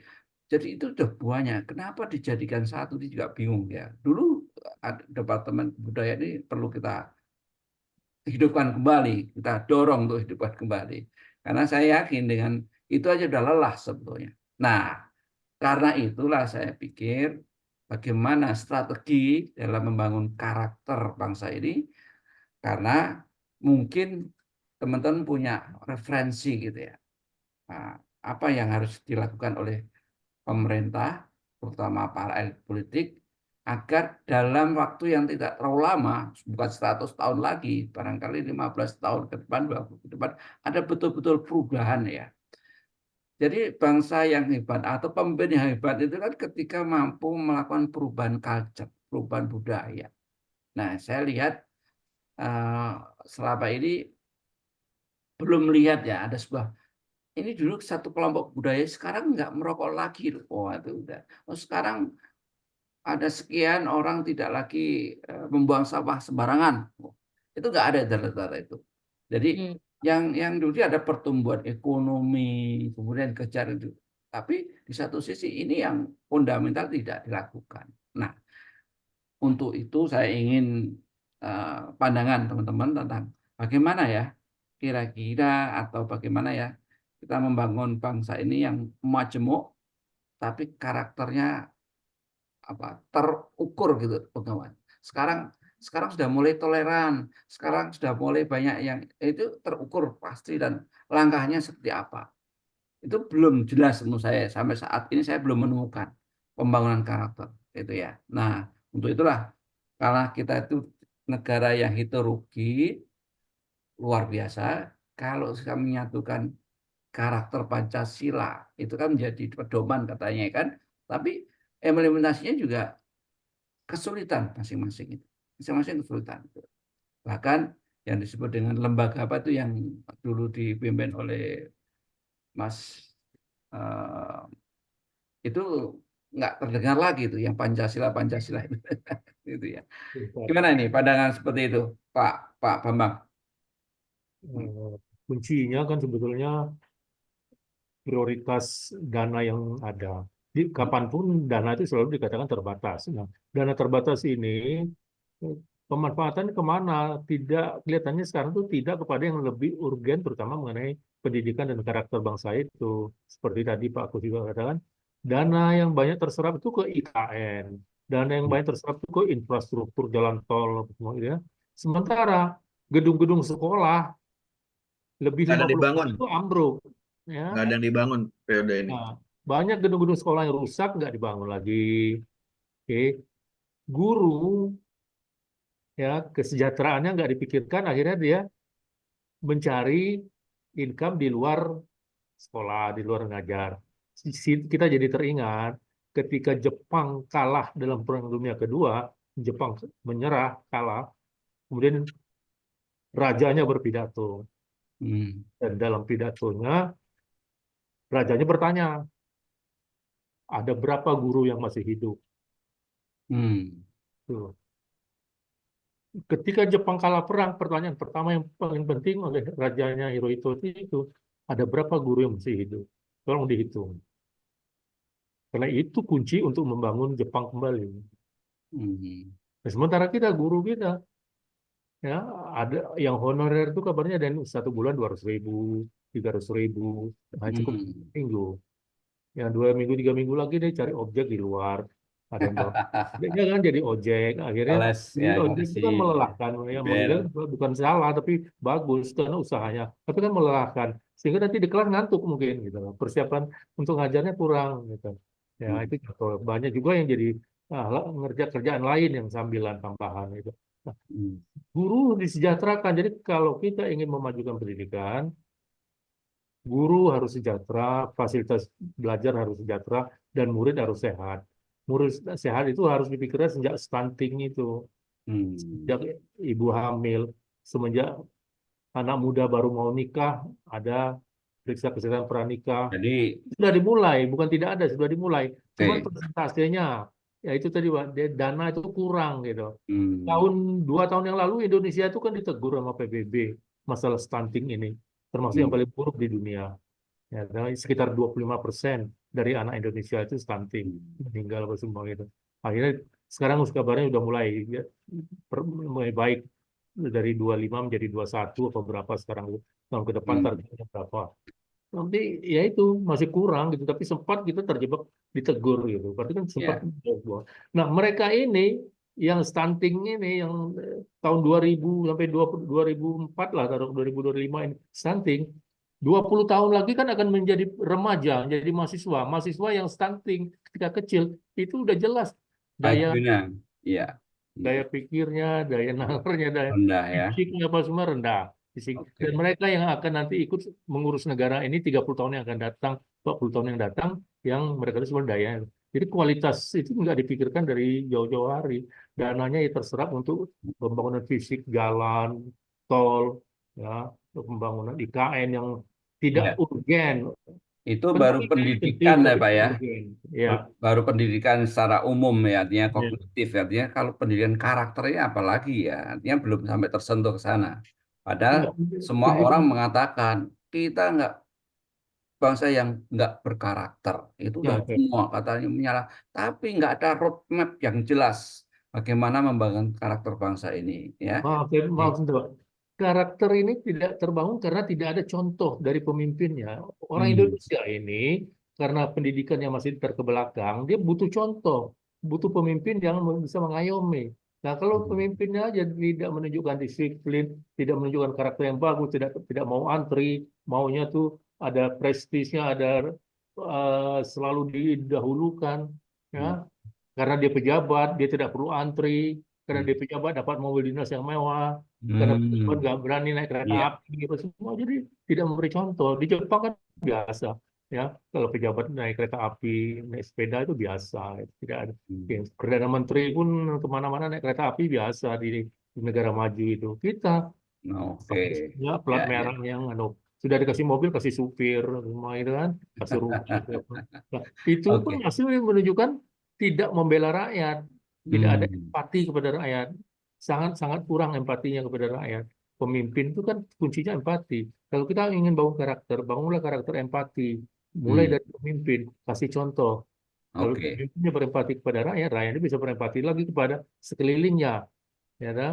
Apabila gubernurnya tidak berempati kepada rakyatnya, rakyat tidak berempati juga kepada tetangganya, karena tidak ada Hmm. contoh. Ya, kan? Wah, ibaratnya orang mengatakan kalau ada proyek kemudian tidak dia korupsi, dia berpikir nanti orang lain juga akan korupsi yang ngambil. Daripada orang lain ngambil, lebih baik saya duluan. Ya itu karakter kayak gitu tuh berkembang. Oke, oke, Itu oke. sudah rahasia, ya Siap. bukan rahasia lagi, tapi udah rahasia umum gitu ya. Oke, Pak. Gitu. Terima Jadi kasih, terima kasih. Ya, sayang sekali oke. bangsa ini tidak ada yang bisa dicontoh. Sorry, bukan tidak ada, sedikit sekali pemimpin yang bisa dicontoh. Oke, oke. Prinsipnya adalah pemimpin kurang memberikan banyak yang belum memberikan contoh ya dalam kehidupan sehari-hari. Oke, Mas Imam, Ya, salah eh, satu gini Pak, Mas Imam, sorry sebelum salah satu fungsi partai ini kan pembangunan karakter saya kira ya, karena apapun partai ini kan membangun atau melahirkan para tokoh-tokoh nasional. Nah, harapannya kan melalui pilar partai-partai inilah akan muncul orang-orang yang berkarakter negarawan gitu kan, bahkan ya itu kan poinnya kan negarawan tadi. Nah, bagaimana menurut Mas Imam ya dalam kacamata seorang politikus ini ya, selain barangkali ada apa yang harus dibenahi dalam program kepemimpinan atau program pengembangan karakter di partai, karena saya lihat ya, kita lihat ya, semua partai menghasilkan koruptor, betul nggak? Ya, ini perlulah, ini nggak perlu. Oh, nggak ada yang bersih, yang jadi penguasa apalagi. Itu. Nah, ini kita tahu semua lah. Nah, bagaimana sebetulnya partai ini memiliki kader yang betul-betul nantinya menjadi orang-orang yang apa ya, pemimpin-pemimpin yang berkarakter dan negarawan. Gimana, Pak? ya, Pak Agus izin sebelum saya menjawab pertanyaan tentang partai ini, saya ada ide spontan Pak tentang bagaimana apa yang bisa kita lakukan dalam waktu singkat untuk Ya, membangun karakter tadi ya Pak ya. Saya ya. ingat sejarah awal-awal kemerdekaan kita di mana tentara kita waktu itu menerapkan strategi perang semesta Pak. Hmm. Perang semesta di mana seluruh rakyat dilibatkan untuk berperang Pak. Betul. Karena itu satu-satunya menurut para pahlawan ketika itu satu-satunya cara untuk menang. Kalau dalam bola itu namanya total football, Pak. Total football ya. Oke, oke, oke. Nah, saya punya ide bagaimana kita, karena tadi kata Bu Nur, kalau nunggu anggaran lama, debat dulu, ya kan, APBN-nya nggak cukup, ya kan, nunggu visi misi dari presiden, kalau presidennya ngerti pendidikan, kalau nggak gimana, ya. Jadi kalau saya punya ide nih, mengadopsi apa yang pernah dilakukan Pak Anies, ya, ini Hmm. kampanye capres saya nih. Pak Anies pernah bikin Indonesia mengajar. Sekarang Ya. kita harus bikin Indonesia mendidik. Jadi semesta, semua orang harus mendidik. Tidak hanya guru, tidak hanya dosen, tidak hanya profesor. Siapapun, apapun profesinya, dia harus mendidik. Saya sebagai seorang psikolog, politisi, saya harus mendidik. Siapa? Ya mendidik rakyat saya. Pak Hmm. Kus, Bu Hmm. Nur, siapa? Istri saya seorang perawat, dia harus mendidik. Mendidik cara hidup yang sehat, cuci tangan, pakai masker. Siapa? Insinyur, dia harus mendidik. Ini harus kita gelorakan, Pak. Hmm. Kalau jadi ini panggilan hati, kalau sudah gerakan semesta, semua orang terpanggil untuk mendidik. Hmm. Ditarik kepentingannya apa? Anda harus berperan dalam pembangunan ini. Akhirnya Pak, mereka yang tidak jujur, mereka yang korupsi, akhirnya malu sendiri. Kenapa? Karena gerakan semesta ini, ya kan? Polisi dia harus mendidik. Kamu jangan mencari kesalahan dong. Masa ada mobil atau motor lewat jalur busway ditungguin kapan? Stop, kan lucu kan? Ya kan? Jadi semua orang harus di brainwash. Anda harus mendidik. Yang namanya mendidik pasti sebuah kebaikan. Iya, iya, iya. Ya ini Pak, ini ide saya ya. Jadi tidak bergantung pemerintah, tidak bergantung visi misi. Ya. Terus yang kedua Pak, saya menanggapi tadi. Coba mohon maaf, 3 presiden kita tidak bicara sedikit pun tentang pembangunan karakter dalam visi misi mereka. Tidak ada, semua hanya ngomong ekonomi, peningkatan ekonomi, hilirisasi.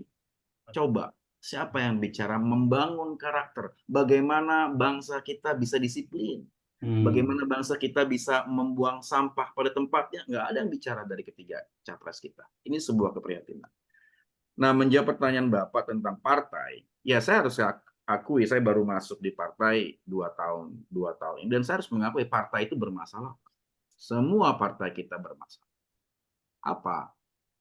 Kan partai ini kan sebenarnya akhirnya kan hanya memenuhi undang-undang, Pak.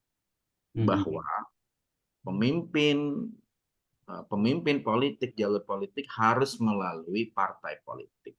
Bahkan threshold presiden harus melalui partai politik.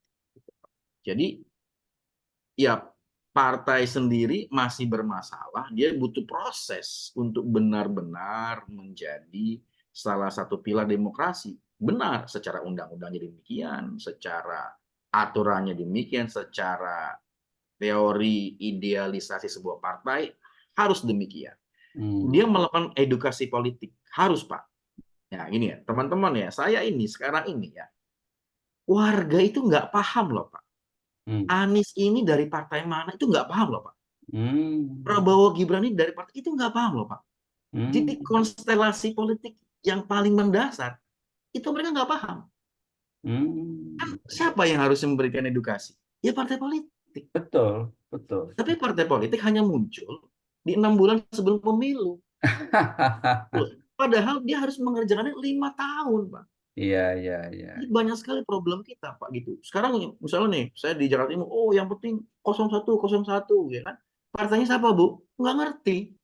Jadi dia memilih 01 misalnya, tapi memilih calegnya yang merah. Atau calegnya yang tidak 01. Kan lucu. Kan seperti milih domba itu kan. Menarik itu ya. Nah, ini Pak, ini hal yang paling mendasar terjadi di publik kita. Ya. Dan itu harusnya dilakukan oleh partai, gitu loh. Belum lagi partai sebagai bagian dari gerakan emansipasi, ya kan. Banyak sekali Pak tugas-tugas PR partai itu sendiri, Pak. Gitu. Jadi ya tentu saya akan berjuang di sisi itu, gitu kan. Apalagi kalau saya sudah terpilih, tentu saya akan memperjuangkan itu, dan saya adalah bagian dari partai yang akan mengedukasi itu. Sebenarnya kalau partai konsisten selama 5 tahun, dia muncul ya misalnya, ya kalau yang paling sederhana kalau ada bencana-bencana dia muncul, itu sudah bagus. Tapi kalau dia rutin mengadakan edukasi, apa salahnya partai membuat seminar parenting? Apa salahnya partai membuat acara seminar motivasi buat para Gen Z? Tidak harus menjelang pemilu, nggak ada salahnya. Dan itu justru bagian dari penting yang membangun kecerdasan, membangun karakter. Jadi partai jangan dipersempit, digradasi hanya soal pemilu, hanya soal coblos-mencoblos, hanya soal hitungan suara. Partai adalah institusi yang terhormat, dilindungi oleh negara, oleh undang-undang untuk melakukan pencerdasan bahkan karakter bangsa ini. Itu kan yang sedang kita perjuangkan, Pak Agus. Ya, ya sih, makanya saya kadang-kadang pikir gini, Mas Imam.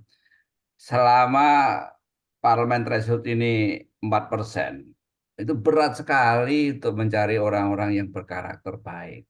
Karena apa?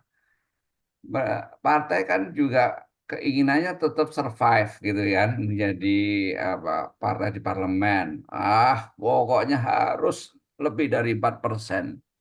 Cari orang baik kan setengah mati. Akhirnya nggak usah berkarakter, yang penting punya duit, ayo ikut kan. Wah, akhirnya yang mimpin jadi orang-orang yang tadinya nggak punya jiwa kepemimpinan atau jiwa sosial, jiwa peduli dari para aktivis. Akhirnya muncul banyak para jeger-jeger baru gitu kan. Ya, ini kan karena apa? Karena dia punya uang, punya popularitas. Akhirnya terisi itu. Jadi kader-kader partai ini ya setengah, artinya nggak punya duit ya ngalah lah gitu ya, ngalah. Akhirnya nomor 1 dipilihlah orang yang punya uang. Ini kan demokrasi kita baru setahap itu kan, pendidikan karakternya.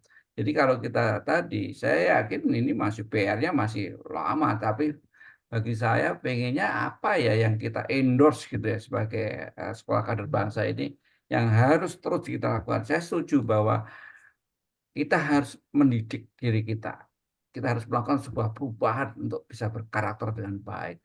Nah, intervensi ini kan harusnya partai menjadi bagian. saya optimis justru ketika parlementaris itu nggak usah sampai 1% cukup. Karena Ya, demokrasi.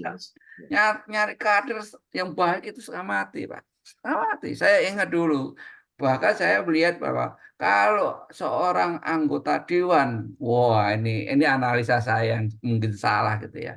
Dia bisa 2 kali ada apa-apa itu pasti sekali. Itu begitu.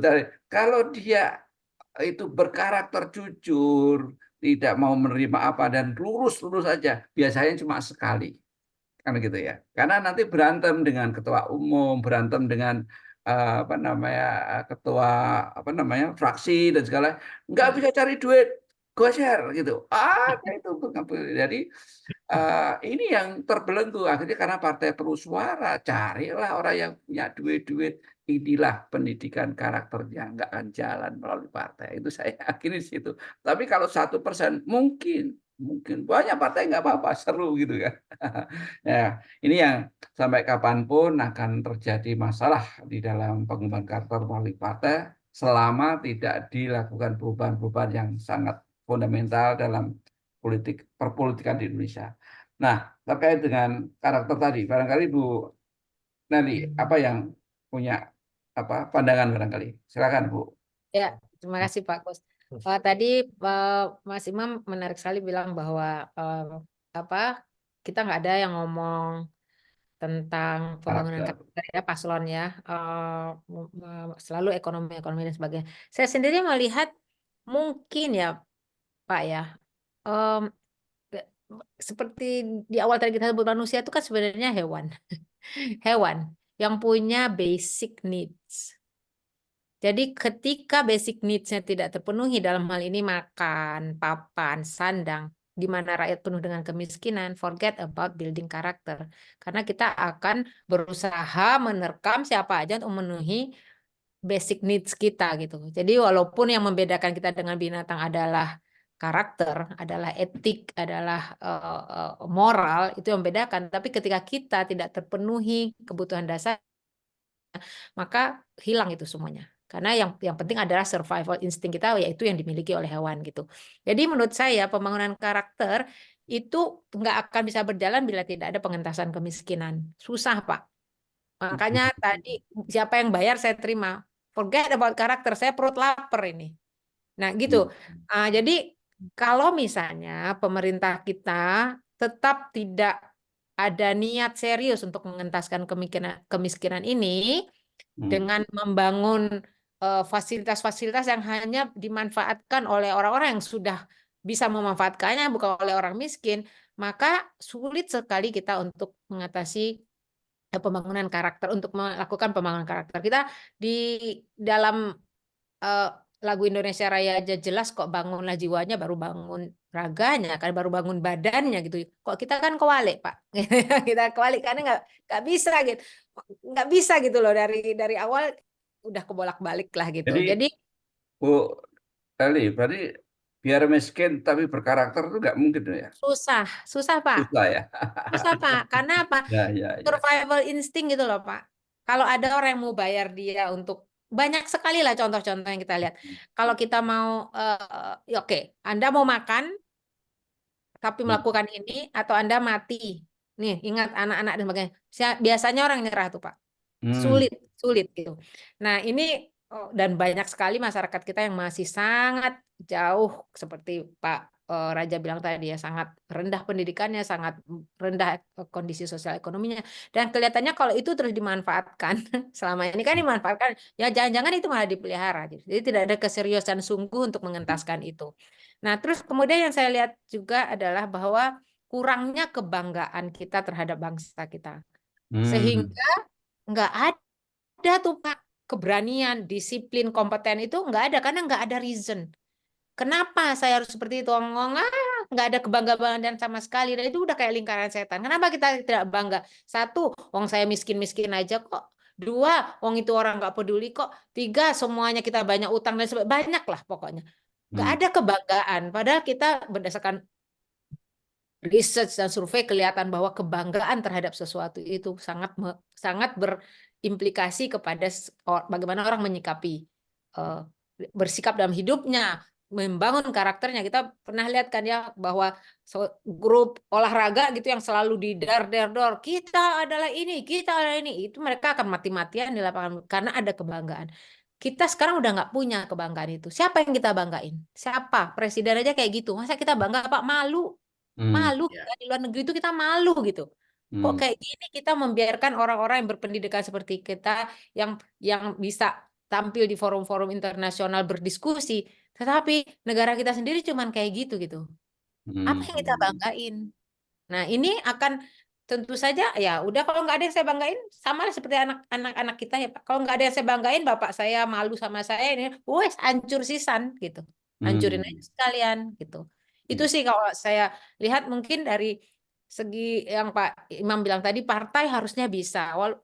Bagaimanapun bermasalahnya partai, tapi kalau misalnya fondasi atau apa sih Pak istilahnya, ADART-nya ya, fondasinya itu ada memasukkan bahwa itu adalah bagian dari tanggung jawab kita dan harus kita jalankan di dalam masyarakat. Sebenarnya itu bisa menjadi harapan lah dibandingkan kita hanya bergantung kepada pemerintah yang kita tahu nggak tahu kapan bisa memperbaiki diri. Tapi kalau partai kan lebih em, berbeda ya. Artinya apa? Lebih tidak homogen ya, heterogen. Ada kok partai-partai. Kalau ada yang mulai aja, partai dengan kemampuan orang-orangnya, dengan ketulusannya untuk terjun di masyarakat, melakukan pendidikan karakter ini, mengentaskan kemiskinan dan lain sebagainya. Intinya pedulilah. Jadi nggak hanya mikirin gimana supaya partainya selamat, bagaimana supaya semua orang dalamnya makan dan lain sebagainya.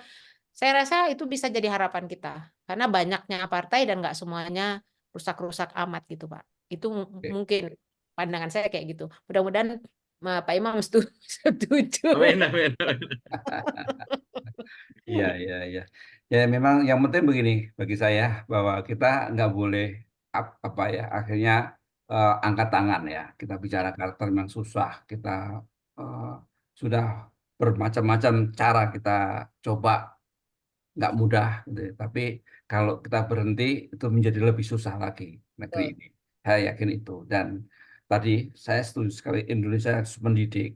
Nah, kaitannya sekarang ini nih. Terakhir, pertanyaan saya untuk teman-teman. Indonesia perlu mendidik, kita tahu persis ada persoalan dalam uh, tadi demokrasi, ada pelanggaran etika, gitu kan. Kemudian apa ada mafia politik dan macam-macam ya. Nah, artinya kita dipertontonkan di semua media mengerikan sampai saya tuh, aduh, kok sampai seperti ini ya. Kadang-kadang khawatir gitu. Nah, apa pesan teman-teman untuk para Pak ibu-ibu tadi ya, para orang-orang yang kebetulan melihat video ini atau melihat channel ini, apa yang Anda sarankan untuk tanggal 14 Februari nanti? Tapi nggak usah melihat siapa nomornya, tapi coba kriterianya apa sih yang menurut Anda yang mau sarankan? Karena kadang-kadang gini, sampai aku memilih yang mana ya, gitu. Oh, itu betul, Mas Imam tadi benar. Sampai dan "Loh, ini orang rumah aja, saya yang milih yang mana bingung gitu kan. Nah, gimana? Sampai dia bingung nih, milih partainya siapa dan siapa yang dipilih gitu kan. Kemudian kalau capres-capres yang mana, siapa yang dipilih gitu kan. Jadi ini ada dua kegalauan ini di masyarakat. Maka masih bimbang, masih bisa dimasukkan informasi-informasi dan sekarang ini untuk meyakinkan turunlah bagian dari yang tadi disebut bansos. Waduh, luar biasa. Bansos sekarang ini bahkan ada yang menemukan dengan foto yang luar biasa itu ya, foto-foto paslon. Ini sudah menjijikan menurut saya permainannya. Nah, bagaimana saran eh, Bu Leli dulu lah. Apa Bu Leli? Gimana nih saran Anda Aduh, tanggal 14 ini untuk berat ya. rakyat Indonesia? Ini berat ya Pak ya, karena Ya. kita memang tidak dalam situasi ideal. Mungkin paslon-paslon kita juga belum tentu juga ideal. Tetapi mungkin yang bisa saya sarankan adalah pilihlah paslon yang jelas masih ada etikanya, masih memelihara etikanya, masih punya rasa malu, kan karena itu bisa terlihat ya. Kalau masalah dia peduli kepada rakyat, mungkin kita nggak tahu dalam hatinya. Omongan bisa bisa aja ya. Tapi yang udah kita lihat dari sikapnya adalah yang menunjukkan sebenarnya dia peduli atau tidak pada rakyat, bahwa dia yakin dengan terpilihnya dia akan lebih baik kepada rakyat atau tidak ya, kita bisa lihat lah. Kita Hmm. bisa lihat. Jadi pilih yang paling tidak menunjukkan pelanggaran etika dan paling masih malu-malu, masih punya malu gitu untuk Oke, melakukan itu untuk capres. Kalau itu untuk tadi. caleg, Kalau untuk caleg, kita kan nggak tahu ya Pak ya setiap anggota. Kalau saya selalu lihat track recordnya di dalam memperjuangkan kepentingan rakyat di hmm. dalam sidang-sidang MPR dan DPR. Siapa sih Hmm. yang lebih berpihak kepada kepentingan rakyat? Misalnya eh, adanya apa namanya transportasi gratis, terus mereka nggak mau. Misalnya gitu nggak mau ada ke transportasi gratis, menganulir itu. Yang kalau sedapat mungkin yang kita bisa tahu dari situ, saya Hmm. lihat banyak lah itu ya. Kita udah tahu bahwa produk-produk kebijakan dari legislatif itu banyak yang tidak pro rakyat. Hmm. Nah, paling gampang bagi kita adalah siapa sih yang against itu? Itu aja Hmm. menurut saya. Yang against Oke. produk-produk kebijakan yang tidak pro rakyat. Itu aja paling. Karena kita nggak pernah tahu. At least kalau mereka masih anggota partai itu masih ada lah Pak. Hmm. Warna dan bau-bau partainya mempengaruhi tingkah mereka gitu. Oke. Jadi Nggak kenal. mulai dia memesankan hati-hati membeli caleg. Kalau capres tadi melihat yang masih bernuansa etik ya. Tapi untuk caleg yang kira-kira partainya atau paling enggak mereka itu terlihat dalam bagaimana berpihak ya dalam membuat sebuah kebijakan yang akhirnya berpihak kepada kepentingan rakyat. Menarik itu. Kalau Pak Bambang gimana Pak Bambang? Oh, Pesannya kalau gimana? Ada dua nih ya pesannya untuk eh, capres sama caleg untuk rakyat kita oke. semua. Gitu. Kalau untuk capres, sebetulnya bersama untuk pilek juga rekam jejaknya, karena rata-rata mereka kan semuanya orang yang sudah dikenal, tokoh Hmm. lah istilahnya gitu ya. Baik di daerah legislatif di daerah maupun capres. Jadi semuanya punya rekam jejak. Hmm. Ya. Walaupun ada yang baru 2 tahun jadi wali kota, tetap saja ada rekam jejaknya, ya, setelah itu ya. Ya. Nah, nah, apalagi yang sudah 4 kali ikut pemilu, gitu kan, Hmm. lebih banyak lagi rekam jejaknya. Itu perlu dinilai, dilihat gitu. Nah, apakah rekam jejaknya ini pernah atau selalu atau sering atau tidak pernah melanggar aturan main, melanggar undang-undang. Hmm. Nah, baru nanti melanggar etika. Nah, gitu. Hmm. Nah, etika itu saya lihat di atas dari undang-undang. Ya, Hmm. Oke. Karena MPR sendiri pernah mengeluarkan undang-undang sampai sekarang masih berlaku itu apabila ada pejabat negara yang tindak tanduknya, keputusannya, kebijaksanaannya meresahkan rakyat dan sudah diprotes oleh rakyat banyak, turun. harus mengundurkan diri tanpa menunggu keputusan pengadilan. Oh, saya Ada malah baru itu, dengar tuh Pak. tertulis itu, ada. Hmm. Nah, sekarang kalau ada pejabat yang melanggar kemudian disuruh mundur, nah, kan belum ada keputusan pengadilan katanya, Hmm. Hmm. ya, kan belum inkrah. Padahal undang-undang sudah mengatakan MPR sudah membuat itu, Hmm. ya, MPR sudah membuat harus mengundurkan diri walaupun belum ada keputusan dari pengadilan. Nah, itu bagian dari rekam jejak yang tadi. Jadi kalau ada ya yang pernah berbuat seperti itu, Hmm. jangan dipilih, ya, pilpres atau apa. Ada calon terang-terangan pernah disidang dan dibuktikan, tetapi tidak dihukum karena ada yang melindungi. Ya, jadi kita ini harus melek hukum, itu harus banyak baca, harus banyak ngerti gitu. Ah, Hmm. ini calon ini bagaimana nih backgroundnya, calon ini bagaimana. Itu pertama. Kedua, dari segi empati. Nah, selama kampanye ini kelihatan ucapannya itu berempati nggak kepada rakyat, melindungi rakyat nggak gitu. Kalau Hmm. dibilang saya mendukung diteruskan pembangunan IKN, ya misalnya tegak lurus mendukung IKN. Nah, kita pikir IKN itu prioritas atau bukan nih sekarang? Sementara gedung-gedung sekolah masih banyak yang rusak, rakyat-rakyat banyak yang nganggur, Hmm. ya, banyak yang miskin. Kemudian kasih duit, kasih bansos, dibilang ini bantuan, padahal itu uang negara juga yang dibagi-bagikan. Bansos itu sembako-sembako itu dari uang negara juga, tapi rakyat udah bodoh dibodoh-bodohin lagi, gitu. Hmm. Yang begini-gini maksudnya itu. Jadi tidak berempati. Rakyat udah bodoh, dibodoh-bodohin lagi. Di mana empatinya? Gitu. Ya. Di dua itu Pak ya. Iya. Pertama lihat rekam jejaknya, kemudian lihat bagaimana sikap dan empatinya. Ngomongnya apa semua gitu ya. Untuk caleg, Pak. Sama, dua itu juga. Kalau caleg juga sama itu. Setiap caleg itu dikenal lebih dekat oleh pemilihnya karena dia orang daerah, rata-rata semua orang daerah, lebih dikenal. Jadi merakyatnya lebih lihat langsung bagaimana rekam jejaknya selama ini. Ya. Kemudian bagaimana dia berempati atau tidak kepada rakyat. Dia berkunjung nggak kalau masa reses itu. Ketika dia nanti rata-rata lebih 50% dari pilek itu sekarang caleg itu kan pernah Ya. ya dan sekarang melanjutkan ini mencalonkan lagi gitu. Nah itu lebih mudah menilainya selama ini gimana gitu. Apa cuma 6 bulan terakhir baru tampil atau memang dari selama 5 tahun ini selalu berempati kepada rakyat. Itu lebih mudah saya pikir. Pilek lebih mudah karena caleg itu dekat di lingkungan rakyatnya selama ini. 5 tahun ini bagaimana gitu. 5 tahun nggak pernah nongol, tiba-tiba 6 bulan terakhir merasa paling hebat, gitu kan, paling dekat sama rakyat. Nah, itu mudah menilainya, gitu ya. Tinggal lagi seperti lagi dari saya katakan, yang menjadi pemimpin ini harus memberi contoh. Pemimpin itu kalau di daerah-daerah, di lingkungan rakyat itu kan, mulai dari para, misalnya para profesor, para dosen, para ulama, ya, pastor, apa, nah itu semua begitu-begitu kan jadi panutan.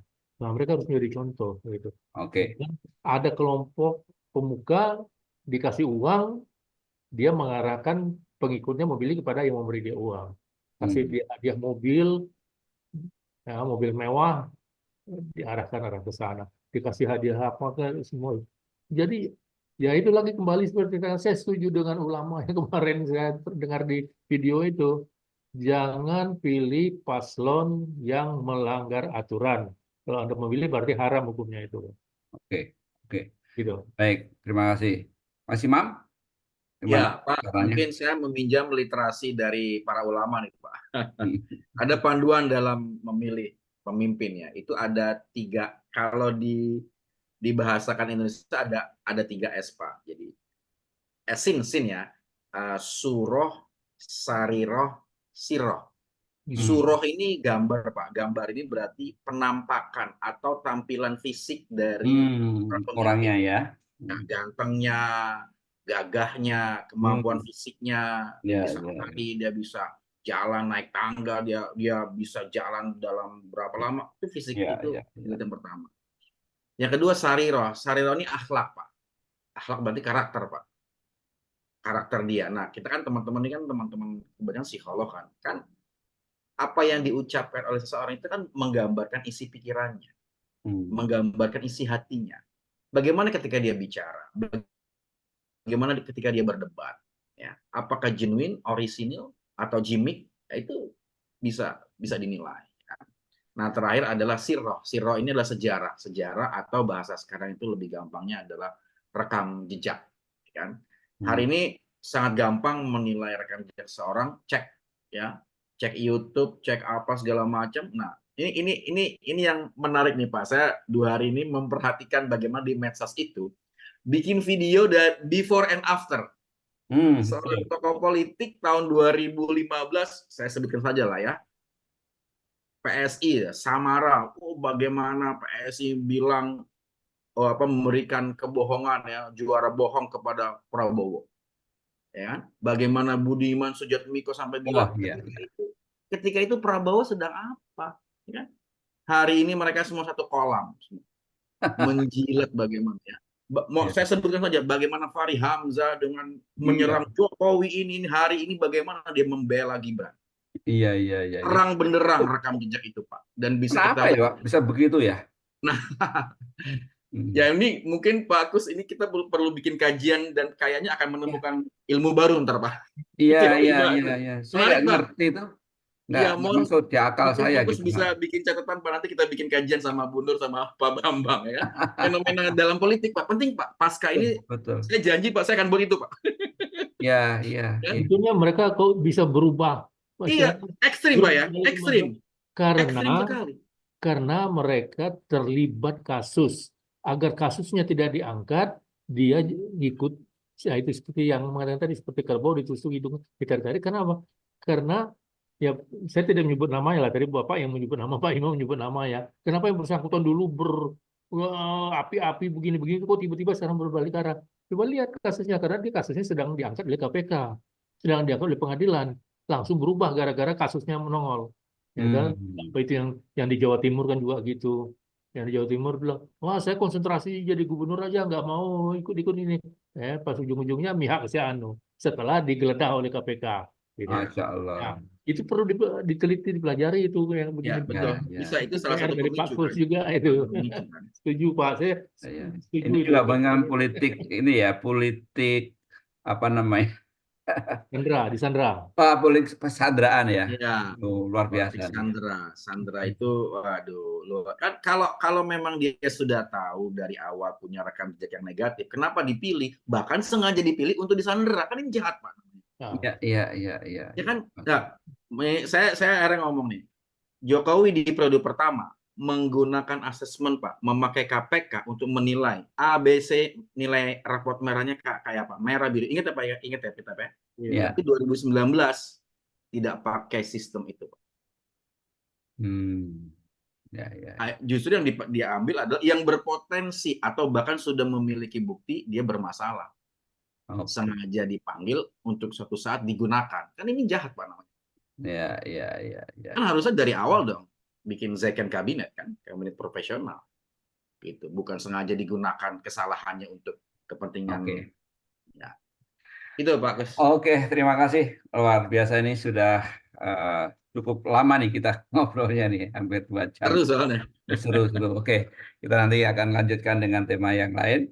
Teman-teman, sahabat TV Kader Bangsa, ini pembicaraan yang tidak ada habisnya. Kalau kita bicara tentang karakter, tentang kebaikan, itu luar biasa susahnya. Tapi kalian jangan pernah angkat tangan kalau bicara soal ini. Siapa lagi kalau tidak Anda semua yang mampu atau mau melakukan pembenahan-pembenahan di negeri kita tercinta ini.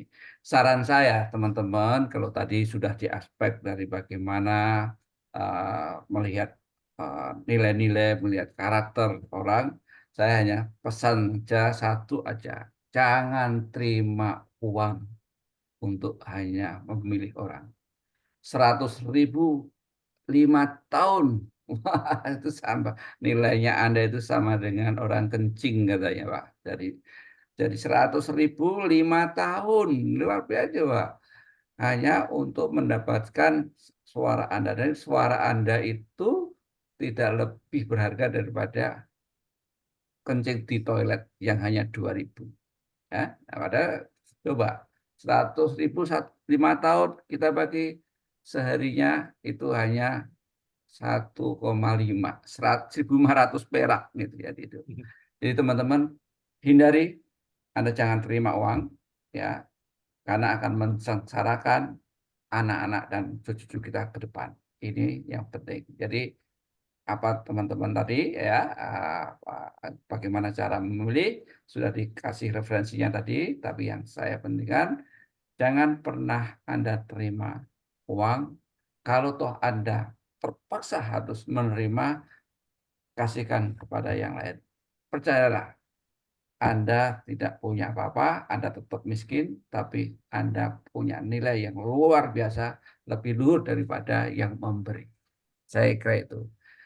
Terima kasih, sahabat TV Kader Bangsa, dan terima kasih para panelis, terima kasih Mas Imam, Pak Bambang, Mbak Teni. Terima kasih, semoga kita bisa berjumpa lagi di lain kesempatan. Demikian, saya tutup dengan Alhamdulillahirrahmanirrahim. Assalamualaikum warahmatullahi wabarakatuh. Waalaikumsalam. Terima kasih Pak Bambang, Pak Bunur, Pak Gus. Terima kasih semua Mas Imam, Pak Sampai jumpa, Bambang. mohon doanya semoga terpilih. Amin, amin, amin. Pak Imam, hari Jumat datang toh? Oh, hari Jumat nang. Hah? Aku yang undang. Oh iya. Salah. Insya Allah ya. Biar kita tambah seru ngobrolnya kalau offline. Siap. Oke, terima kasih ya. Ya, makasih banyak.